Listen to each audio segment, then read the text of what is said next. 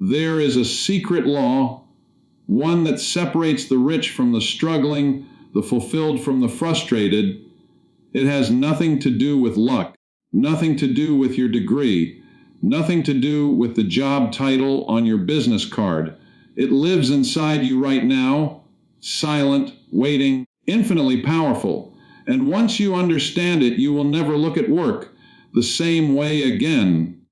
My friend, whether you sit in a classroom or stand behind a desk, whether you are studying for an exam or clocking into a job you don't yet love, you are not just working, you are programming something far greater than your resume. You are programming your subconscious mind. Most people believe a job is simply a means to a paycheck, that studying is simply a means to a grade. But I tell you, the ancients knew a truth we have forgotten: what you do daily with feeling and with faith becomes the soil in which your riches are planted. It is not the job that makes you rich. It is not the diploma that makes you rich. It is what you believe about the job and what you believe about yourself while doing it that opens the doors to abundance. Tonight, I will share with you the hidden law that turns ordinary labor and ordinary study into the very foundation of extraordinary wealth. My friend, let me tell you something that will change the way you look at every single day of your life. Right now, in this very moment, whether you are sitting at your desk answering emails, or standing on a factory floor, or bent over a textbook at midnight, you believe you are simply getting through the day. You believe work is work and study is study, and none of it truly matters until the paycheck arrives or the diploma is framed. But I tell you, this is the greatest misunderstanding of the modern mind. Every single action you take, every thought you hold while you take it is being recorded, not in a ledger, not in a file, but in the deepest chamber of your being, the subconscious mind. Ancient teachers called it the book of life. Modern science calls it the seat of habit and belief. But by any name, it is the same eternal law. What you do repeatedly and what you feel while you do it becomes your identity. And your identity, not your resume, not your job title, not even your intelligence, is the single greatest predictor of the wealth you will one day hold in your hands. Consider this. Two men work the very same job. One drags himself to his desk each morning resentful, watching the clock, whispering to himself, "I am wasting my life here." The other sits at that same desk, in that same chair, doing the very same tasks. Yet he says silently, "I am building something. I am becoming someone. Every skill I sharpen here is preparing me for what is coming." My friend, these two men are performing an identical outer action, but they are engraving two entirely different messages into the subconscious. And it is that inner message, repeated day after day, month after month, that eventually hardens into belief. And belief, as I have taught for decades, always seeks its expression in the outer world. This is why so many who inherit sudden wealth lose it, and so many who build wealth slowly through disciplined labor keep it and multiply it. It was never truly about the money. It was about the self-image that was quietly being formed underneath the money. The subconscious mind does not know the difference between a big job and a small one. It does not grade your work as important or unimportant. It simply absorbs the feeling behind the action, worthiness or unworthiness, abundance or lack, mastery or defeat, and it returns to you without fail an outer condition that exactly matches that inner impression. So when you sit down to study and you feel bored, inferior, as though you are forcing knowledge into a reluctant mind, you are engraving inferiority. But when you sit down to that same book and say, I am absorbing the very tools of my future success. I am becoming sharper, richer, more valuable with every page.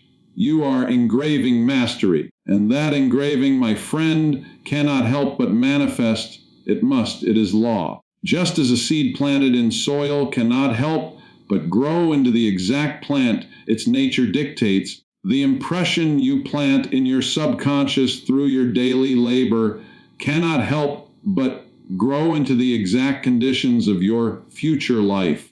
This is the first secret, and it is the foundation of everything I will share with you tonight. Your job, your studies, your daily grind, these are not separate from your riches.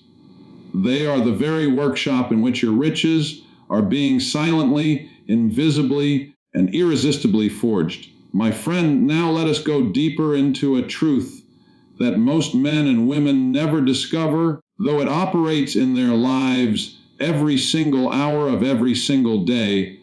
I call it the secret of purposeful labor, and once you grasp it, you will understand why two people can do the exact same work for 20 years, and one rises into abundance while the other remains chained to struggle. You see, the subconscious mind is not merely a recorder of actions. It is a multiplier of feeling. When you approach your job or your studies with resentment, with the sense that this task is beneath you, that it is a burden, that it is stealing your time from some better life waiting elsewhere, you are not simply having a passing thought. You are issuing a command, and the subconscious, being the faithful servant that it is, takes that command of lack, of burden, of resentment, and it begins to attract circumstances that match it. Small delays, missed opportunities, a dulling of your own creative faculties. Not as punishment, my friend, never as punishment, but simply as law. As you sow, so shall you reap. But now watch what happens when the same labor is approached with purpose. Purpose is nothing mystical or complicated. It is simply the decision to attach meaning to what your hands and mind are presently doing. A student who says, "Every equation I master tonight is sharpening the very instrument I will use to build my fortune," transforms dry memorization into a sacred act. A worker who says, "Every customer I serve well, every report I complete with excellence," is training my mind to handle greater responsibility and greater reward, transforms routine into rehearsal for riches. The task itself has not changed. The hours have not changed, but the inner atmosphere surrounding that task has been utterly transformed. And it is the inner atmosphere, not the outer task, that the subconscious responds to. And gratitude, my friend, is the accelerant of this entire process. When you perform your work, however humble, however unglamorous, with a genuine feeling of thankfulness, you open a channel that resentment always keeps closed. Gratitude says to the subconscious, "I already recognize abundance here, even in this small assignment, even in this modest paycheck, even in this long night of study." And what the subconscious recognizes as already present, it moves heaven and earth to multiply. This is why the grateful worker often receives the promotion the bitter worker prayed for but never received. It is why the grateful student often absorbs knowledge the resentful student memorizes and instantly forgets. Gratitude does not wait for wealth to arrive before it gives thanks. It gives thanks first, and wealth answers the summons. Understand this clearly. I am not telling you to pretend to enjoy suffering or to lie to yourself about difficult circumstances. I am telling you that within every job, within every textbook, within every unglamorous task set before you, there exists a hidden seed of prosperity. That seed will remain dormant forever if watered with resentment. But water it with purpose, water it with gratitude, water it with the unwavering inner conviction that this present labor is building your future riches. And that seed cannot help but break through the soil, reach toward the light, and bear fruit beyond what your present circumstances could ever suggest. This is the second secret. The very same job, the very same study, two entirely different destinies, determined not by the task, but by the spirit in which the task is performed. My friend, there is a principle so simple that most people walk past it every single day of their lives without ever noticing its power. I call it the mirror principle of mastery, and it explains something that has puzzled men and women for generations: why the outer conditions of a person's life so stubbornly refuse to change, no matter how many times they wish, hope, or pray for something different. The outer world, my friend, is not the cause of your life. It is the effect. It is a mirror, and a mirror does only one thing. It reflects back to you exactly what stands before it. If you stand before a mirror in disarray, no amount of straightening the mirror itself will fix your appearance. You must correct what stands before it, and the reflection corrects itself instantly and automatically. Your income, your opportunities, the size and scope of the responsibilities entrusted to you, these are the mirror. Your inner discipline, your self-image, the quality of attention you bring to the smallest of tasks, these are what stand before the mirror. This is why I say to you, master the small task today, and you silently command the large reward tomorrow. Notice I did not say master the small task and then ask or beg or hope for the large reward. I said command it, because the law does not respond to asking. It responds to being. When you bring complete attention, complete excellence, complete presence to the task in front of you, no matter how minor it appears, no matter how far beneath your ambitions it seems to sit, you are not simply completing that task.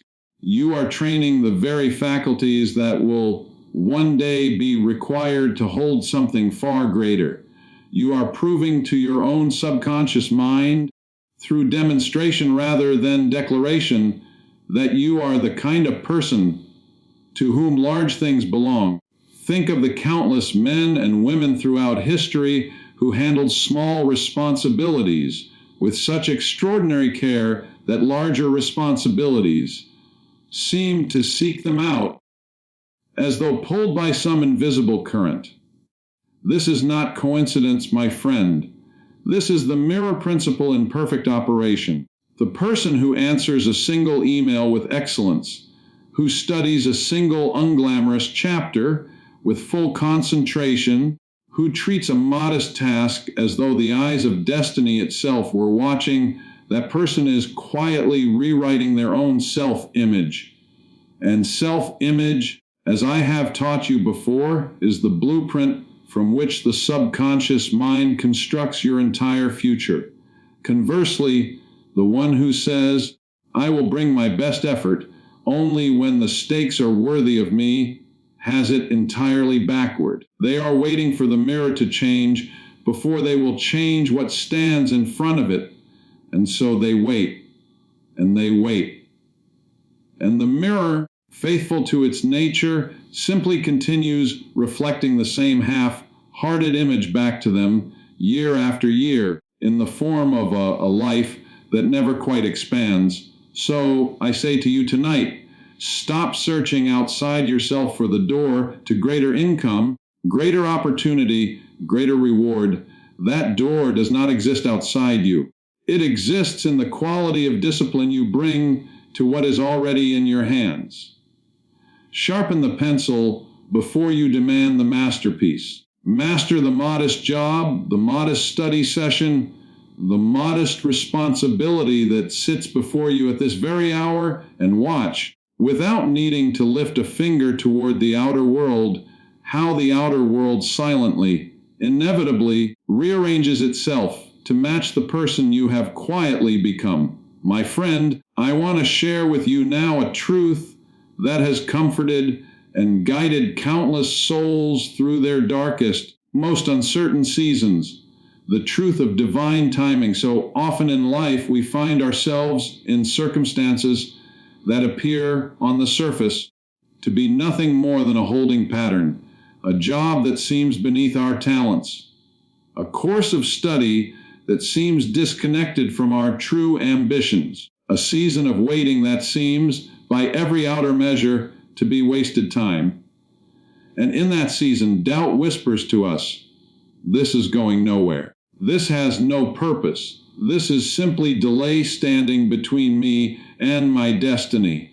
But I tell you, my friend, nothing could be further from the truth. There exists an infinite intelligence within you and around you, one that arranges circumstances with a precision far beyond what the conscious mind can perceive in the moment. What looks like an ordinary job may, in truth, be teaching you the exact discipline you will need to manage a fortune you cannot yet imagine. What looks like a tedious course of study may be quietly assembling, piece by piece, the precise knowledge that a future opportunity will one day require of you, and require urgently. The mentor you meet in passing at this important workplace, the single skill you reluctantly acquire in this irrelevant class, the patience you are forced to cultivate during this meaningless season of waiting. None of it, my friend, is meaningless. All of it is preparation, and preparation performed in darkness is no less real than preparation performed in the light. Consider the farmer who plants his seed in the cold earth of winter's edge. He does not stand over the soil day after day, demanding to see the stalk of wheat immediately. He understands that beneath the surface, unseen, unproven, a process is unfolding exactly as it must on a timeline he does not control and does not need to control. His only responsibility is to plant with faith and tend with patience. The harvest arrives on its own schedule, not his. This, my friend, is the exact posture required of you now. Your responsibility is not to demand that today's job or today's study immediately produce tomorrow's riches. Your responsibility is simply to bring your full faith, your full effort, your full trust to what is presently in front of you, and to release the timing of the harvest into hands far wiser than your own. I have seen it again and again. The person who, in hindsight, looks back at what once felt like a wasted year, a dead-end position, an unnecessary class, and realizes with astonishment that every piece of it was essential. The connection made in that meaningless job became the introduction to the opportunity of a lifetime. The obscure subject studied without enthusiasm became the very expertise that made them irreplaceable when the moment of opportunity finally arrived. Nothing, absolutely nothing, done with sincerity and faith is ever wasted by the intelligence that governs this universe. It simply cannot be wasted because that intelligence does not operate by accident. It operates by law, and law does not waste its own materials. So when the present moment feels small, when the job feels beneath you, when the studying feels disconnected from the grand vision you carry in your heart, remember this: you are not standing still. You are being assembled, piece by piece, skill by skill, encounter by encounter. The universe is quietly preparing you to receive and to hold the very riches you have been praying for.